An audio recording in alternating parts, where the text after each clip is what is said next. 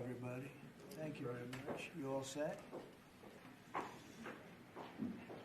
Well, we're talking about CAFE standards, a very big deal, very important today. My administration is taking historic action to lower costs for American consumers, protect American auto jobs, and make buying a car much more affordable for countless American families and also safer. We're officially terminating Joe Biden's ridiculously burdensome, horrible, actually, CAFE standards that imposed expensive restrictions and all sorts of problems, gave all sorts of problems to automakers. And we're not only talking about here, we're talking about outside of our country, because nobody could do it. Nobody wanted to do it, and it was ridiculous, very expensive. It put tremendous upward pressure on car prices. Combined with the insane electric vehicle mandate, Biden's burdensome regulations helped cause the price of cars to soar more than 25%. And in one case, they went up 18% in 1 year. Today, we're taking one more step to kill the Green New scam. It's part of the greatest scam, probably, well, other than Russia, and a few others I could name. The greatest scam in American history, the Green New scam. And it's a quest to end the gasoline-powered car. This is what they wanted to do, even though we have more gasoline than any other country by far. And people want the gasoline car. They want everything. They want electric. They want to have lots of alternatives, but they do want the gasoline car. Right now, it's leading away by a lot. The car business is a very interesting business, but we want to keep it that way. I want to thank Transportation Secretary Sean Duffy, Deputy Transportation Secretary Stephen Bradbury, as well as CEO of Ford, Jim Farley. Jim, where is Jim? Let's see. Hi, Jim. Congratulations. You're doing a great job. CEO of Stellantis, Antonio Filosa.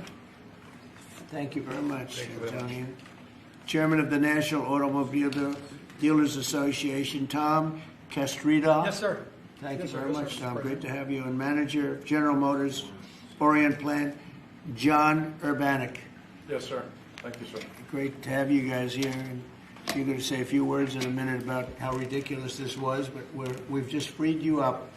So you're going to have a good day. You're going to have a good number of years. Thanks as well to Senators Shelley Moore Capito, Ted Cruz, Kevin Cramer, Marsha Blackburn, Eric Schmidt, and Bernie Marino, as well as Representatives Sam Graves, Vern Buchanan, Mike Kelly, Roger Williams, Lisa McClain, and Troy Balderson. All great people. These are great people. And I know there's a lot of support long beyond the people that are here. We had tremendous support on this. From day one, I've been taking action to make buying a car more affordable. I signed an executive order to end the unfair, expensive electric vehicle mandate. As you know, we had to have an electric car within a very short period of time, even though there was no way of charging them and lots of other things. It would have cost $5 trillion to build the charging plants. And as you know, in certain parts of the Midwest, they spent, to build 9 chargers, they spent $8 billion. So that wasn't working out too well. That was done before me, by the way. I wouldn't have let it go forward.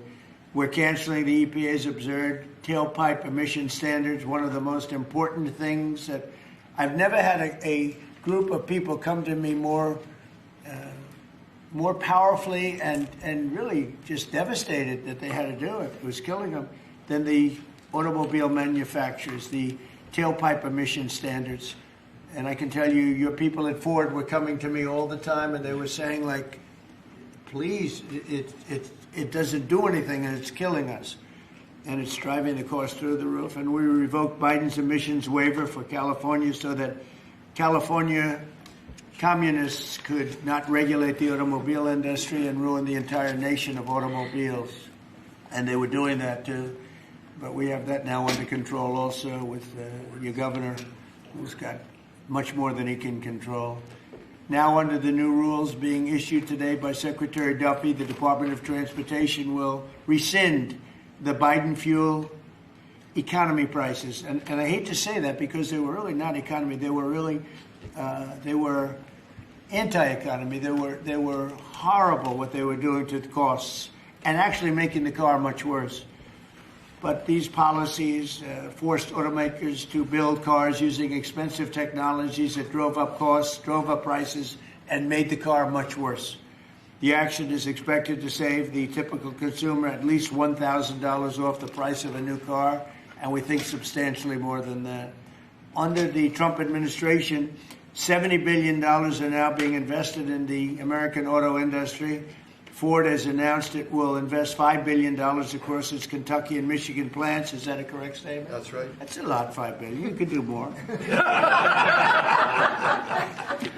Creating at least 4,000 new jobs. Stellantis announced that it will invest $13 billion to expand its U.S.-based manufacturing by more than 50% and open new manufacturing facilities across the country. And I think a big part of that is also the tariffs.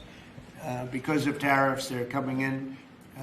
Not only the automobile industry, AI, we're leading China in AI, we're leading everybody in AI, we're leading everybody in everything. We have the hottest country right now. I will tell you, a lot of political people behind me, great political people, very successful political people. We have the hottest country anywhere in the world. 1 year ago, we had a dead country, and now we have the hottest country anywhere in the world. And it started from November 5th, but it also started when we did the tariffs, and we've had tremendous support on the tariffs. It's bringing in trillions of dollars of wealth. It's bringing in national security. And I've stopped 8 wars, and of the 8 wars, 5 of them have been because of tariffs and trade. So they're very important. And General Motors plans to invest $4 billion as it brings its manufacturing back to the United States from Mexico. After falling by 5% under Biden, U.S. auto production has surged by 10% so far this year. You know, I won the auto workers vote, but now even the head of the auto workers said Trump is the greatest president we've ever seen. And he happens to be right about that. But we're protecting our auto workers, and we're making it easier for every family to afford high-quality cars. In other words, we're bringing automobiles back and the manufacturing of automobiles back into this country. We lost 52% over the years, 52% of our automobile manufacturing. You see it, closed factories all over the place. Now they're all opening up. They're being, in most cases, they're being knocked down, and new ones are being built in their place. And a big beneficiary is the state of Michigan, but South Carolina, even states that didn't really do too much with the automobiles, they're opening up plants. It's been amazing. So between automobile plants, AI plants, and plants of every other nation, really every other type, including chips, we're going to have a big percentage of the chip market very soon, not because of the CHIPS Act, which was horrible and ridiculous, where we just gave these companies billions and billions of dollars, and they just kept the money, but because of what we did with tariffs. They have to build here, otherwise they're going to have to pay tariffs. They won't be able to do business in the United States. And we're going to have a big percentage of the chip industry. As of about a year ago, 2 years ago, we had none. And now we're going to have a very big percentage when it all finishes out. So I'd like to ask Secretary Duffy to speak, and then Mr. Farley, and then Filosa, and Urbanik, and Castrita. And also we're going to ask some of our political leaders to speak, because let me tell you, they went out of their way. This was not easy. The people were brainwashed. This is a green new scam. And people were paying too much for a car that didn't work as well. And now they're going to have a great car that's going to be environmentally friendly, but it's going to cost you a lot less, and it's going to work great. All of the nonsense is being taken out of the cars. So, Secretary Duffy, could you say a few words? Thank you, Mr. President. So yesterday at the cabinet meeting, the president was talking about affordability, and the way that Democrats talk about affordability is a lie. Today is a perfect example of that. So these CAFE standards used what was contrary to the law. The Congress set a rule that says you have to look at combustion engines. Biden and Buttigieg actually did an analysis using... Edge. I'm sorry. Buttigieg used EVs and hybrids to come up with a 62 mile an hour per gallon standard, which I think the car companies will tell you is completely unattainable. So they spent a lot of money on technology trying to meet the unattainable standard, driving up the cost of a car, number one.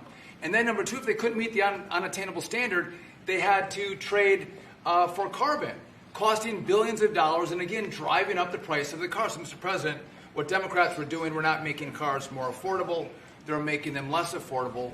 The consequence of that is going to be that more Americans can afford to buy a new car, which means they're going to be safer on the roads because of all the great new technology we have that save lives. So we'll have less death on American roads.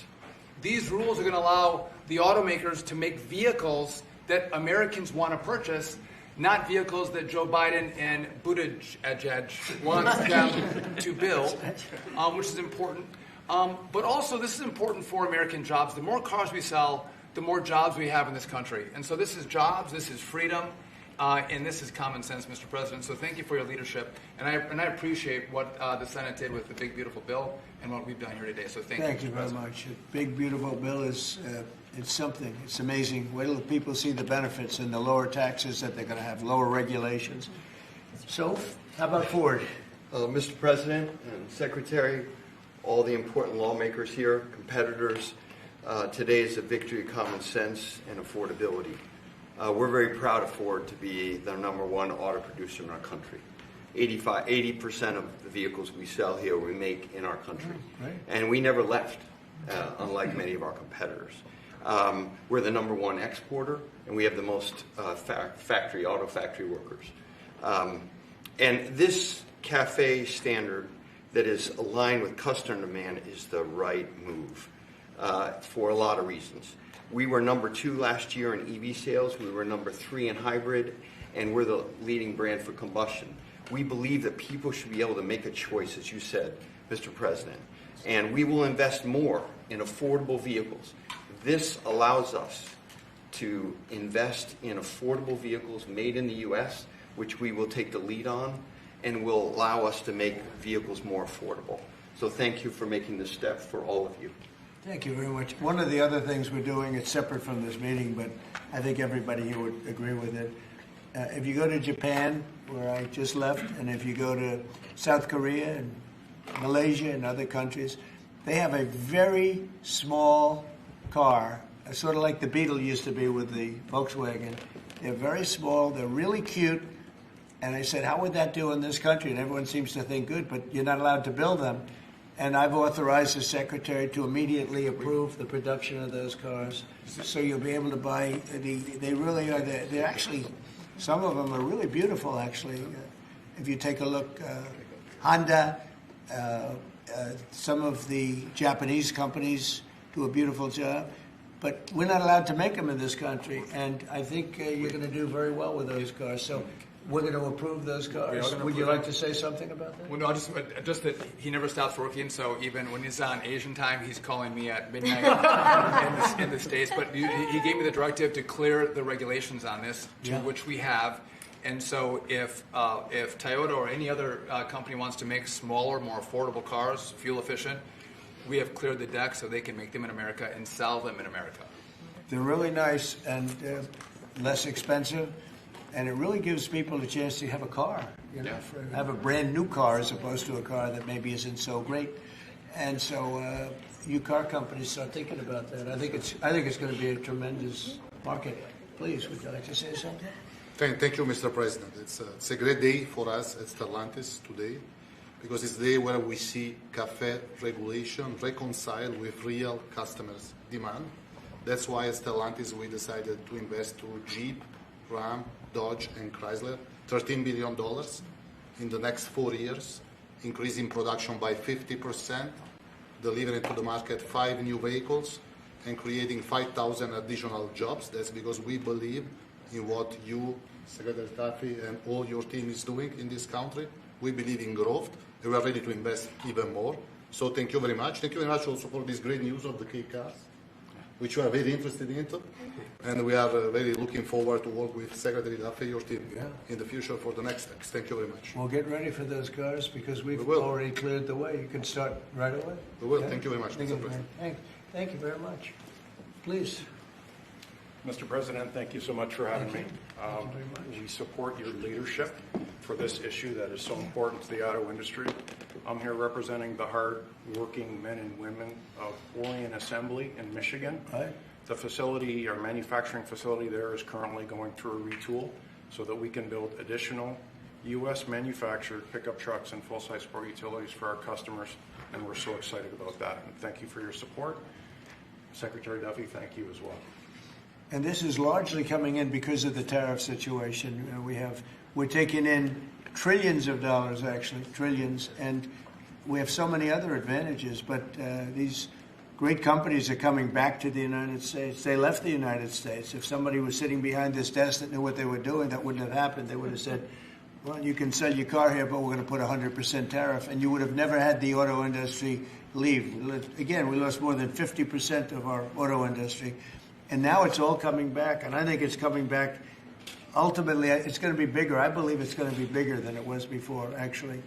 But it's an honor to have you here. And please, would you like to say something? President, thank you very much. Tom Castriota, sir. I'm the chairman of National Automobile Dealers that represent 18,000 dealers in the country, along with 3,000 heavy-duty truck dealers.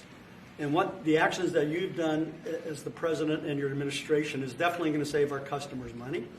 And you made your promises that let the consumer buy what they want, sir, and you delivered on that. And the other thing that you delivered was your promise in the big, beautiful bill, the tax deduction on loans that had gone away some years back. Right. And now that makes it affordable for our buyers that can save money through that loan of the tax, anywhere from several hundred to several thousand. So again, sir, on behalf of all the dealers and our customers, we appreciate what you and your administration have done, and of course our legislative support as well, Mr. President. Thank you. That's very nice, and I'm glad you brought that up. We're allowing people to deduct. So if you go out and buy a car, and this is for middle income, but for lower income, no matter what, they never really had deductions. You know, rich people like deductions, but middle income people were never really afforded deductions, which is very unfair. You borrow money to buy a car, you're allowed to deduct the interest from your income tax. And I think that's going to be one of the most, in terms of your industry, I think it's going to be the biggest thing that we're talking about, maybe even bigger than cafe standards. People are going to be able to borrow money, deduct it, so it's going to cost them essentially half. And they'll be... It'll help, yes, sir. I think it's going to be a tremendous factory. They've never had a chance to do that before. And that's all done. That's all in the great, big, beautiful bill. So it's really terrific. I'd like to ask a couple of our political leaders to say, because you guys have done an amazing job. This was something that was going to be very tough. We had to fight lunatics to get it done, and they had no answers. You know, it's you just present them with the facts, and they just say, well, we're just not going to vote for it. They couldn't talk about it, but they didn't want to vote. I see Mike Kelly, my friend back there, who's been with me from day one, right? Yep. What do you have to say, Mike? Well, you know what? I think you hit the key. Everybody's talking about the same thing. In America, the way they like each other. You can see there's no hatred between these two guys. Yeah, as long as I beat his price, we're friends. No, but you hit it on the head. The American people have always been able to choose what they want to buy. Right. They don't want to be taken out of a market by people who, quite frankly, don't even drive their own car, and saying this is the way you've got to go going into the future, and say, well, you may say that, but you're not in the market. You have no idea. And I know the business we're in. At the end of the day, if you were there with me, I'd say, Mr. President, other than price, what's keeping you from taking the car home today? It's always price. Yeah. And the fact that we can build a car that's affordable, that people want to buy, that's the key to it. What you've done is unlock the most ridiculous statute that ever came in with CAFE. It wasn't done by the Congress. It wasn't done. It was done by President Obama after the courts failed on it. So thank you for doing what you're doing. You're making America great again in every single way. Thank you. Thank you. It's going to be so big for the auto manufacturers. People aren't even going to believe the impact this has. You know, Mike used to come to my rallies all the time, and we'd have a rally, and it was like 0 degrees. It was freezing everywhere, and he'd sit there without a shirt on. And I didn't need that, you know. I didn't say it was pretty, but he would sit there in the cold, and he didn't mind it at all. I said, that's one tough cookie, right? You lit it up. We didn't need any heat. We were there. We had a good time. We had a lot of great rallies, right? We did. Pennsylvania. Please, Mr. Congressman. Thank you, Mr. President. I represent the dealer body. I'm a dealer, and we got some other dealers in here, but this is huge for the dealer body, the local car dealer. We're going to be able to sell what the customer wants. The manufacturer's going to make what the customer wants. We've got all kinds of options to the big bill. It's going to enable people, as we talked about, to deduct payments and so forth. As we say in the business, they've never been cheaper than they are today, Mr. President. And it's going to be a great opportunity for the dealer body to sell what consumers want. And 99% of the businesses in America are small businesses. Many are car dealers, employ a lot of people. it's going to be a great year for us. We appreciate your leadership, and we appreciate, man, from a retail standpoint, we appreciate the manufacturers going to step up and build cars that customers want and that we want to sell. So thank you very much. It makes it a great country. He's also a very brave congressman because he was there on the baseball field that horrible day with Steve Scalise and some other people. He was hit, but he took it very well. He took it very well. You're my pal. Thank you. Thanks. Great job. Appreciate you. Great job. Appreciate it. Kevin, could you say a few words of wisdom? One of the really smart economic forecasters, I will tell you. Beyond an economist, he's a real forecaster. Please. Sir, I think that there's a massive macroeconomic benefit to what we're doing today. And the way to think about it is that the car that has the best gas mileage that you could buy that has only gasoline is a Honda that gets about 36 miles per gallon. Joe Biden wanted to make every car on average be above 50. So there's no car made in the U.S. that you would be able to sell 2 years from now, 3 years from now under that rule. Because what he wanted to do was make everybody have an electric car, as you know. But here's the thing, that if everybody had an electric car, then nobody would be buying gasoline anymore, and they'd have to take all the miles that they travel and put it on the grid. And so we would have to increase the production of electricity in the U.S. by 25% over the next couple of years if they had their way. And so you've really stopped a massive disruption for the economy with this. So thank you, sir. That wasn't the main reason, and yet it certainly is a main reason. You wouldn't have been able to do it even if you wanted it. It's just so crazy. That was the mandate, which we ended. Troy, would you like to say something? Great honor. Thank you. My family is a former dealer, 48 years, Chrysler Dodge dealer. And then I got into the political world, sir. Yeah. I had more fun in the dealership world, but I miss it. But I still play a big role in automobiles and grateful. I remember under President Obama when the CAFE standards changed, as Mike brought up, and going through those challenging times as a Chrysler dealer before Stellantis came along. It was Daimler before you guys got it. So thank you very much for being here and making these changes. And as you said, that interest on the car loan piece is big. And I know that Bernie led the charge on that in the Senate and get it into one big, beautiful bill. That really is a big deal, and people need to understand how big a deal that is. They did a great job. And by the way, we had a great victory last night. Matt is going to be great. Kind of like our race, huh? He's going to be a great congressman. I think so. Really, like us, right? Yeah, like us. One of my early endorsements, right? Yes, sir. Can we talk about it? You're right there is a man. Come in. Let me say hello to you. Please, go ahead. Thank you, Mr. President, for your leadership. But the thing I've admired most, you've been in business, you've been in the battles over the years, and you're helping us lead us out. Most people that are up here have no idea about business or small business. It makes a big difference. One is. Number two is, I would just say in terms of the tax stuff we're talking about, one of the things that get missed, and I'm in Florida, Sarasota region, is the ability to deduct. Most people have a small business, they'll have a lawn business, they'll have this, that, they buy a new or used truck.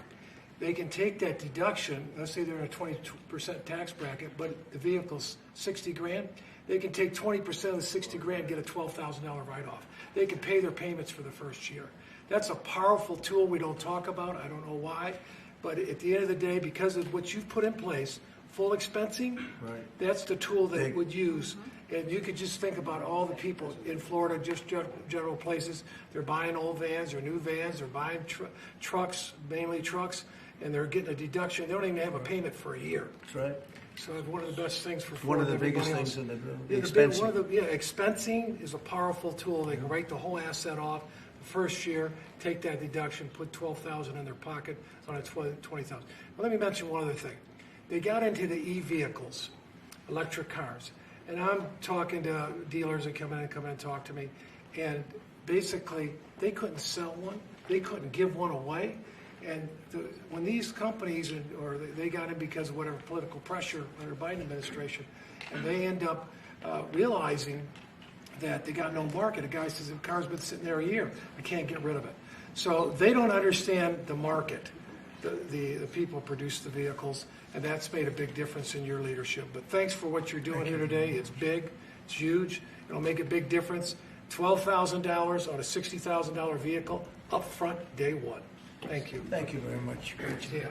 You know, we're just talking about something that's interesting. Ford would make, and I don't want to speak for Ford because we have one of the top people right here. Mr. President, it's fine if you want to talk about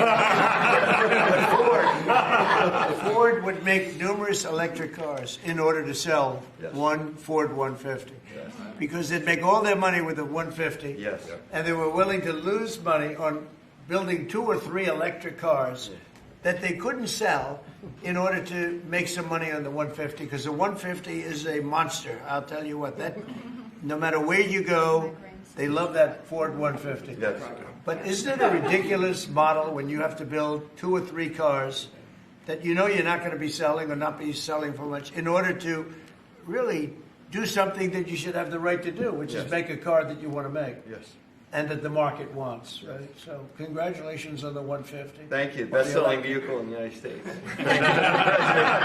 Just saying. Look at that. Now it's 100% built in the United States. Now it's only going to do but it really is. It's amazing. It's an amazing brand. There was a lot of stupid things done here. What would you like to say? Yeah, I thank you, Mr. President and Secretary Duffy and all of us. You know, one of the last times I was here is when you signed the electric vehicle CRA, Congressional Review Act, that all of us participated in, the beginning of really making common sense, because it was going to impact 17 other states and really a large part of our economy. This is about affordability here. I'm just going to say one thing. Well, maybe I already said one thing, so now I'm going to say 2 things. When we talk about a car and auto, we sort of talk about just, oh, we need a car. Do you know what a car does for a family? You can take your children to school, you can go to the store, you can visit your mother, you can go to church, you can have a job, you have the flexibility that you need. A car for an American family is about a roadway to prosperity. Big deal. It's a big deal. And so by making them more affordable, making them more choice-driven by what families want and need, today is a great day for the American family. Absolutely. Thank you. Absolutely. And the American worker. Say. Well, thank you, Mr. President and Secretary Duffy, and to my colleagues that are here. In Tennessee, we make great automobiles, and we have a fantastic workforce. And whether you're GM or Ford with their new investment in Tennessee, or Nissan or VW or Toyota with the engine plant, what you see is the components that are necessary to build these cars. And removing these standards and making cars more affordable does mean that more people will purchase them, but it also means we're going to have to make more cars to meet that demand. And for Tennessee, that is a great thing. So, you know, I'm just sitting here and I'm thinking, like, we have the biggest auto manufacturers in the world. They're talking about investing billions and they're investing it as we speak, but billions and billions of dollars in our country. Thank you very much. And they're here. They're not like, well, maybe we'll do it. They're doing it because of tariffs, and they're doing it because of maybe they like the president, and we're doing things like this for them, which, frankly, no matter who you are, this should be done. And we're doing things like deductibility of interest. When you borrow money to buy a car, you're allowed to deduct it from your income tax. That is a massive tax cut for people. They're probably going to be trying to buy that car anyway. And I really think that that interest factor is going to be one of the biggest things. When I was proud of that because I thought of it, and it seems so simple. Other people are allowed big interest. If you're a rich person, you're allowed to have big interest deductions for different things you do. But if you're a middle-income person that has to buy a car, you were never entitled to anything. And now you're getting a full interest deduction on the loan. And I think that's going to have one of the biggest impacts. But we're here with companies that are investing tens of billions of dollars in our country as we speak. It's not going to be in 2 years or 3 years. A lot of it's because of the expensing provision in the bill, in the big, beautiful bill. But a miracle is happening in our country. It's a miracle. This is just the auto industry. But we have other industries where it's the same thing. They're building all over our country. And this is a revolution is happening. It's a business revolution. It's a jobs revolution. It's a car revolution. We're bringing back the car industry that was stolen from us because we have people that didn't know what they were doing sitting at this desk. They put the wrong people in because they weren't advised properly. And this is really an incredible thing that's happening. Go ahead, Kevin. Well, thank you, Mr. President. And I think in many respects, pretty much everything that could be said has been, except that I think what Kevin talks about in terms of the cascading economic opportunity from this one single event is just the tip of the iceberg. When you think of all the rules and regulations that you have repealed, I think it's more important, frankly, than the tax cuts. However, in the Working Family Tax Cuts Act, remember we made permanent a lot of really good policy from the first Trump era, not the least of which for small businesses is bonus depreciation. The opportunity to depreciate the year that you purchase an F-150 for your small business or a large truck for your farm. I just think we're going to roll into 2026 and we're going to see an escalation of economic opportunity, the likes of which I probably have never seen. I think nobody's ever seen it, nobody in the world, because there's never been 18 or whatever it ends up being. In 10 months, we have $18 trillion being invested. We never had $1 trillion being invested. And Biden had much less than that. Think of it. He had less than $1 trillion over 4 years. We have $18 trillion in 10 months. And it's actually as of 9 months. So there's never been anything. Eric? Yeah, what Mr. do you have President, to say? thank you. And on behalf of the people of the great state of Missouri, who we actually make things from F-15s to F-47s now, thanks to you. We'll be building the F-47 and then F-150s. And those are real jobs, and we make things in Missouri. This is going to go a long way, I think, for making things more affordable for normal people. Nothing could be more American than driving a car on a highway, and this is going to make that more accessible for more people. So thanks for your leadership. Your state's doing a great job. Yeah, well, they love you, too. It's a great place. Thank you. Please. Thank you, Mr. President. I'm going to talk to you just a minute from a rural perspective, Okay. because these CAFE standards were absolutely unworkable in rural Missouri. We need vehicles that are practical and affordable and can haul for our small businesses, for agriculture, and it just simply didn't work. Those CAFE standards didn't work. So I applaud you and Secretary Duffy for your hard work and what you're doing on behalf of rural America. Well, it was keeping a lot of manufacturers out of our country, too. They said, we're not going to, are you crazy? They thought, outside manufacturers thought we were absolutely insane with all of the different things that were just made up nonsense. It was like made up. It was really made up by people that hate our country. I really believe. Does anybody else have anything to say? I'd say about two quick things, Mr. Oh, President. no, Bernie, I didn't see you. Two quick things I think are really important. So the person who sat behind this desk before you gave $7,500 in subsidies to multimillionaires who are leasing electric Rolls Royces, electric Porsches, electric Lamborghinis. We're getting $7,500 from the taxpayer. And these Democrats sit on this floor and say that Republicans are for millionaires and billionaires. We are the opposite of giving $7,500 to multi-billionaires to lease foreign electric vehicles. Number two, because of your policies, at the beginning of the year, 51% of the cars sold in America were made in America, 51%, before you got sworn in. Last month, that number was 57%. We moved it 6 points, which nobody thought would be possible in 4 years. We did it in 10 months.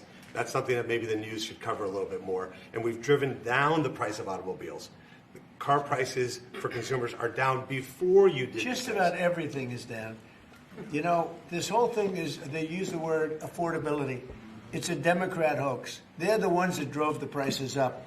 And all they do is say, affordability, and you're supposed to say, oh, that means they had low prices. No, we inherited the worst inflation in the history of our country. They say 48 years, but let's say that's history. I don't believe that. Biden had, because of his stupid ways and between his energy policies and his spending policies, we had the worst inflation in the history of our country. And now our prices are coming down. And they're coming down for cars, and they're coming down. I mean, did you hear yesterday when Chris Wright from Energy, the head of energy in our country, said there are now parts of our country, it's all happening, $1.99 for gasoline, a gallon. And we have it at $2.50, $2.60. It was at $5. And that's bigger than any tax cut we could give. And, you know, for the average family, that's considered bigger than any tax cut. So the word affordability, when they mention it, you ever watch them? It's all about, I saw the young lady that lost last night. She lost by a lot more than they thought. And we have a great new candidate in Congress, really great, Matt Van Epps. But I saw last night, she said, it's all about affordability, all about it. They never talk about like the specifics. Right. Everything was through the roof. Eggs, when I took over, eggs were 4 times higher than they ever were. We got the prices down to the lowest level. Yep. I mean, amazing. But they never, you got to watch, they're great con people. It's like the Inflation Reduction Act. And after they got it approved, because everybody said inflation reduction, they admitted it had nothing to do with reducing inflation. It's a con job. I think affordability is the greatest con job. They look at you and they say, affordability. They don't say anything else. Everyone says, oh, their prices were so low. No, they had the worst inflation. We had the highest prices we ever had, and now they're all coming down, including beef is coming down. Beef was up there a little bit. Our ranchers did well, but we got to make them do a little bit less well, perhaps. But the beef is now coming down. Coffee is now coming down. It's all coming down, and it's a beautiful thing to see. But remember this, when they use the word affordability, they just say, they never say anything else. This election's about affordability, and then they go into the next subject. It's a con job. They caused the highest prices in the history of our country, the worst inflation in the history of our country, and we're getting those prices down, and they're coming down rapidly, and you'll see those results very soon. Anybody else want to say a few words? Oh, Ted, I can't believe it. I'm easy to miss. It's very rare that I would miss it. Go ahead, Ted. Well, Mr. President, I want to congratulate you on behalf of everyone here for the leadership that you're showing. And this is a victory today for consumers. This is a victory for affordability. Your critics like to say the word affordability. Under Joe Biden and the Democrats, they put mandate after mandate after mandate on cars and trucks, and they drove the price up thousands and thousands of dollars. And with the actions you're taking today, and you put on top of that the one big beautiful bill, you know, most of the senators here on the Senate Commerce Committee, and on the Commerce Committee, we worked together to zero out the CAFE standards. We wrote that into the law that the CAFE standards went to zero. What does that mean? It means you can now, as a consumer, buy the car you want. It also means people's lives will be safer, because what these regulations did is they forced cars to be more expensive and made of plastic instead of steel, because you had to make them lighter to comply with these standards, so you'd get in a wreck and people would die. The result of what you're doing, you're literally saving people's lives, and you're making it where families can afford to get a new car. These actions will drop the cost of cars and trucks thousands of dollars. That makes a real difference. And I'll make one final point. You know, about half the members here are car dealers. And I will say my good friend Roger Williams out in the lobby, he tried to sell me a car, which didn't surprise me, but I just want to give props to Mike Kelly. He showed he was savvier because he tried to sell you a car, and you can afford a much nicer car than I can. So well done, Mike Roger. You just went to the wrong customer. I was $100 cheaper. The thing that Ted just said, it's true. Plastic instead of steel. Think of that. And people died because of that. The plastic was plastic in an auto accident, and it broke up, and people were shattered because of that crazy deal. But it's a really good point. Go ahead. And Mr. President, I'll tell you, in the Senate Commerce Committee on January 14th, we're going to have a hearing with all of the big three there and Tesla, and the entire hearing is going to focus on how your leadership has reduced the burdens on car makers. That's lowering costs, that's giving consumers more choices, and it's producing more jobs in America. And it's highlighting that's a real record of success. Yeah, well, it's an honor. And, you know, they were going by California. We had like 2 different countries, California and 15 that followed California, because you had 15 states follow California. And the rules from California were just like everything else. That's why people are leaving. That's why it's such a mess. It's got there's a state with such unbelievable potential. But what they did with the car industry is incredible. And that was, you know, the car companies didn't know what to do because they had 2 standards, and you can't build 2 different cars for the same country. And what we're doing today is very big. Would anybody like to say something? Would you like to say something, my friend? I just want to say thank you. Thank you.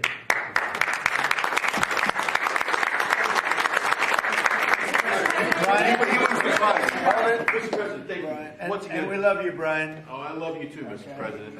I've always said he's a good man. Well, Go I ahead. appreciate that. I've always said you've tackled the three M's: mortgage, munchkins, and marriage. You've solidified all of those. I'll add motor vehicles to that now.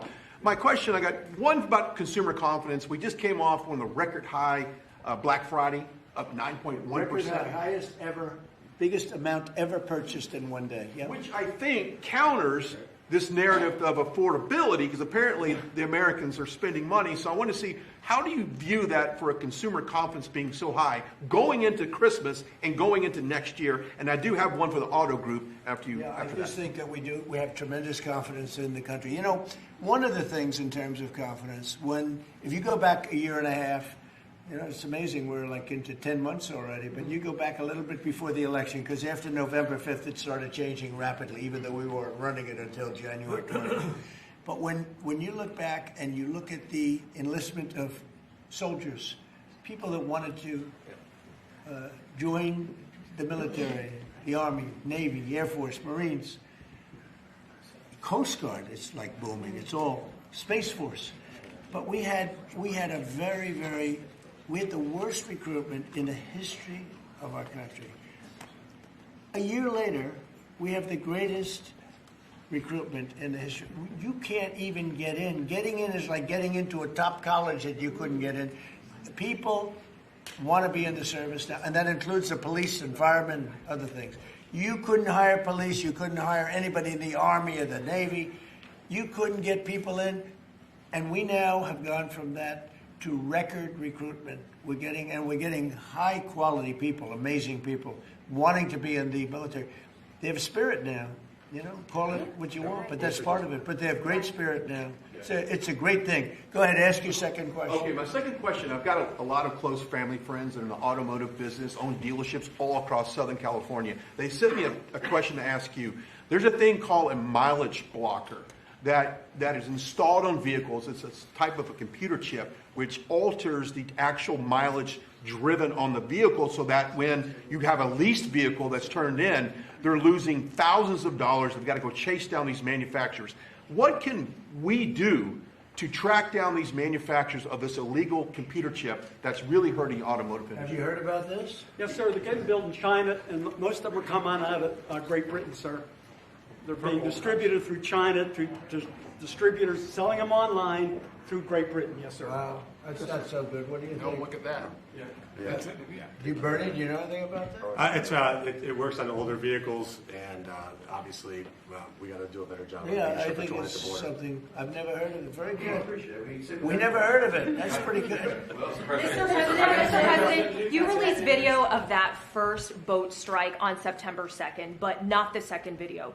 Will you release video of that strike so that the American people can see for themselves what I happened? don't know what they have, but whatever they have, we'd certainly release. No problem. You know, we stopped every boat we knock out. We save 25,000 American lives. That's right. And if you look at our numbers, the drugs coming in through sea are down 91%.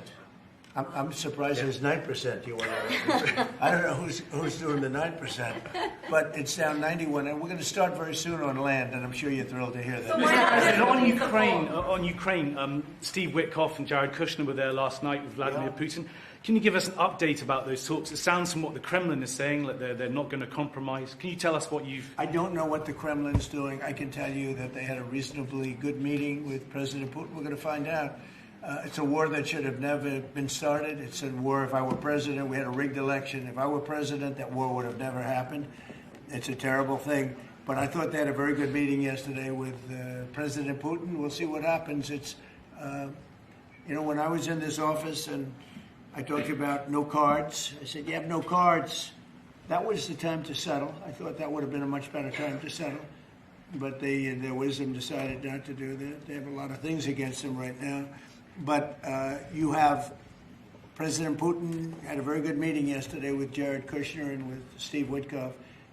What comes out of that meeting, I can't tell you, because it does take two to tango. You know, Ukraine, I think we have something pretty well worked out with them. They're very satisfied, considering. But the sad part is if our president, no war would have ever happened. They would have had 100% of their territory. Nothing would have happened. It's a very sad situation. So think of this. Last month, 27,000 soldiers. 27.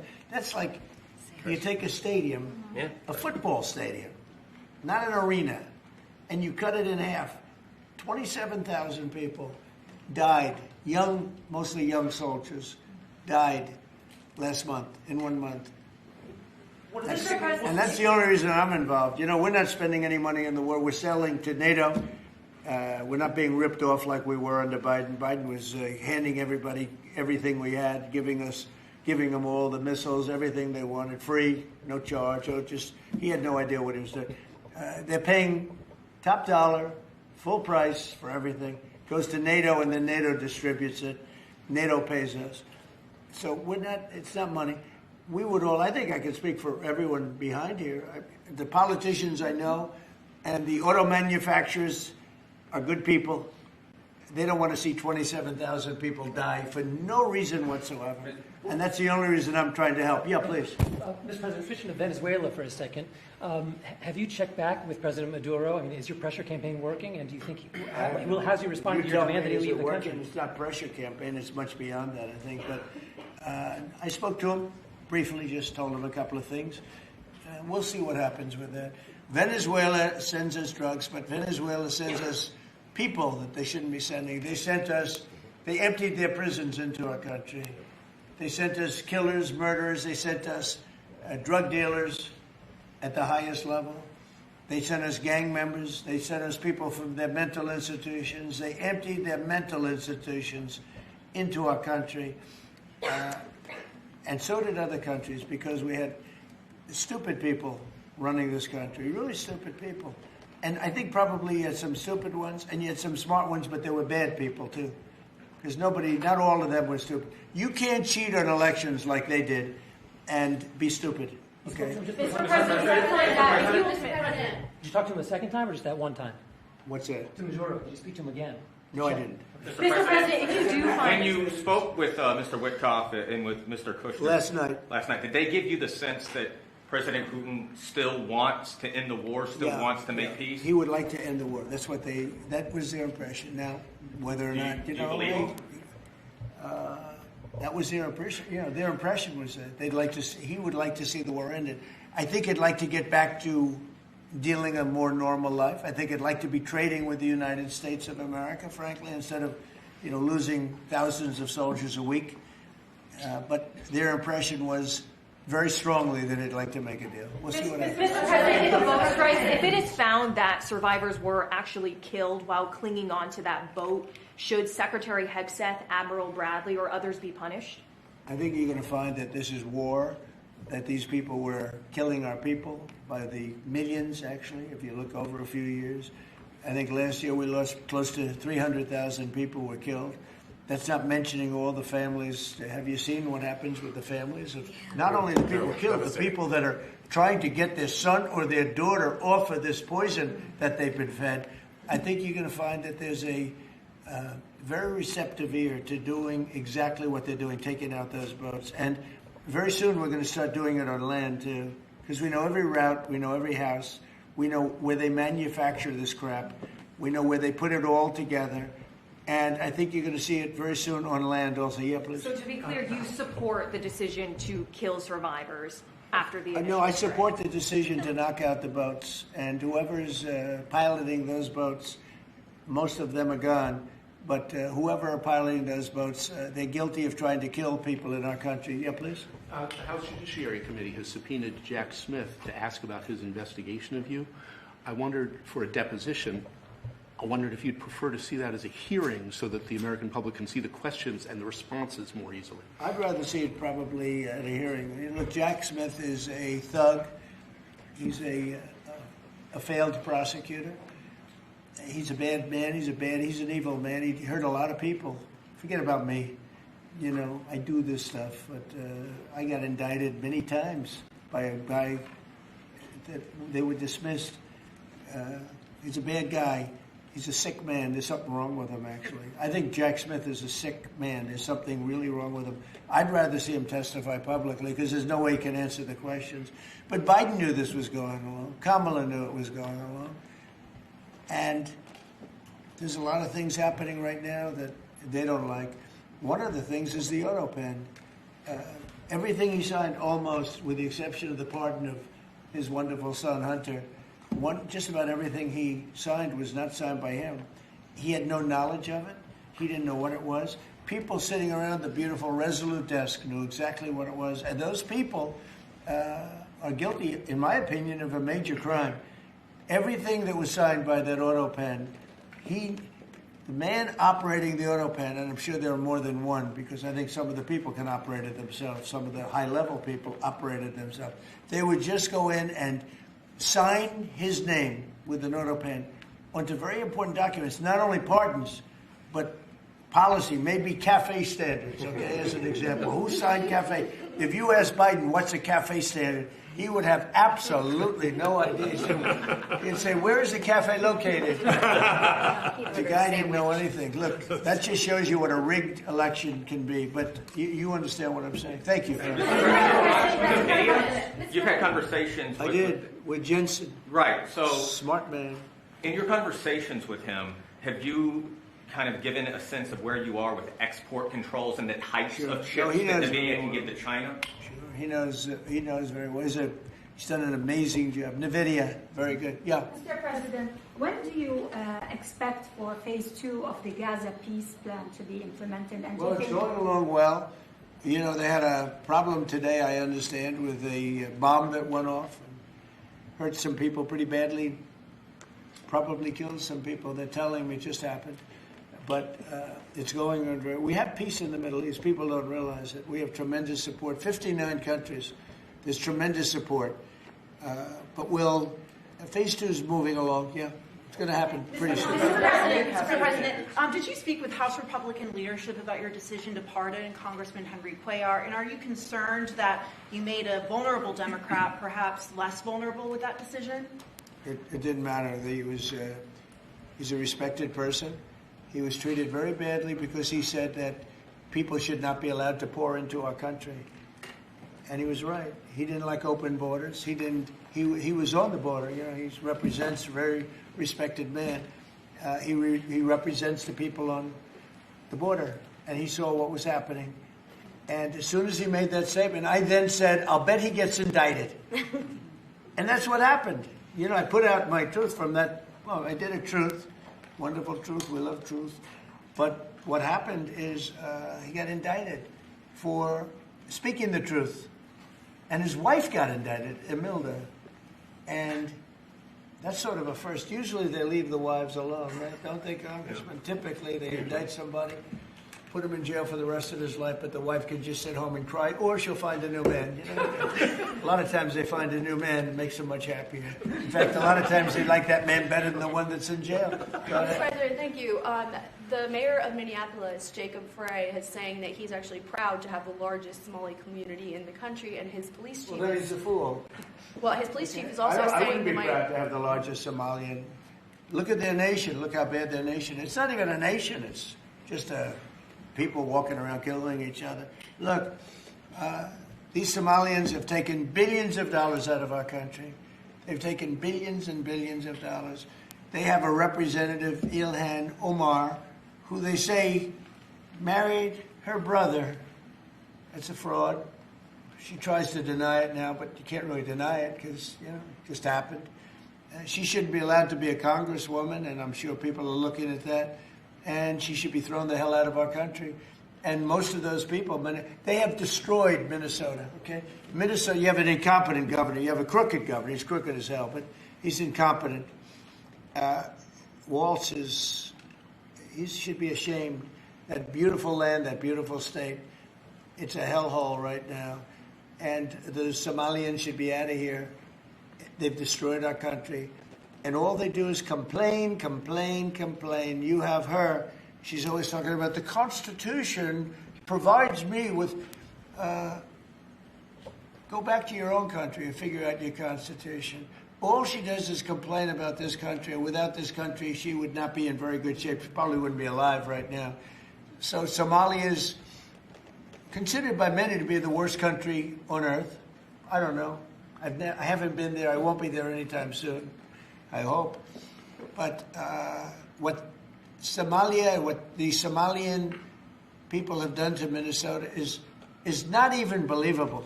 It's not even believable. And a lot of it starts with the governor. A lot of it starts with Barack Hussein Obama, because that's when people started coming in. And you have to have people come in that are going to love our country, cherish our country. They want to kiss our country goodnight. They talk about our country. We want them to pray for our country. This is not the people living in Minnesota. And she's a disaster. She should not be, and her friends shouldn't be allowed. Frankly, they shouldn't even be allowed to be congresspeople.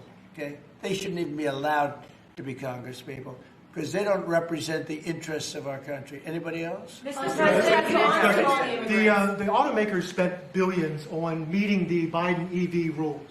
Should they be able to recoup that somehow, given the change? And there's a question about doing it. No. I'm not letting them recoup. They're going to do just fine. You know how they recoup?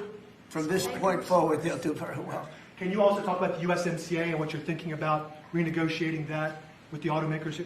Well, that's just an ongoing thing. It expires in about a year, and we'll either let it expire or we'll maybe work out another deal with Mexico and Canada. But look, Mexico and Canada have taken advantage of the United States, like just about every other country, in all fairness. It's not them. I'm not blaming them. But every country, because we had stupid people running our country. We had a lot of stupid people running. That's why we have $38 trillion in debt. But the beautiful thing about the tariffs is we'll start paying off that debt. The money coming in, they're finding money in our country now that they never knew existed. The other day, $30 billion. Where did it come from? I said, why don't you check the tariff show?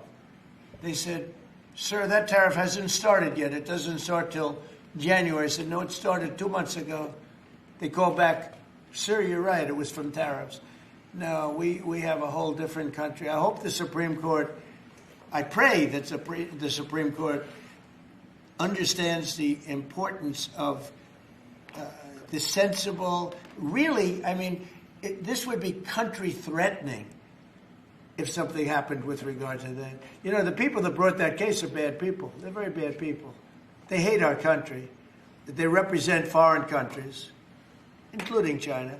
But they represent, and China's paying us a lot of money now in tariffs, but they represent people that really don't like our country much. And I know some of them, and they're scum. In my opinion, they're scum.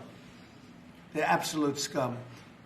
And they're not suing for any good reason. They're just suing to see if they can stop it, because they make money if this country does badly. You know? So, but we're taking in trillions of dollars. We're stopping wars. We have great national security because of tariffs. And then to think that we have to even go and justify this. The reason a lot of these people, I can tell you this, maybe we would have had the political people, we wouldn't have these people without tariffs. The people that are up here from Stellantis and Ford and General Motors, great companies, including this gentleman, they wouldn't be here today if we didn't have tariffs. They'd be building their plants in Mexico and other places. They're leaving Mexico and they're leaving Canada. They're leaving because they ripped off our country. They took our businesses away from us. And now, because of tariffs, they're all coming back. So it's a great thing. Thank you very much, everybody. Mr. President, you call Somalians garbage. But about saying thank you, keep moving.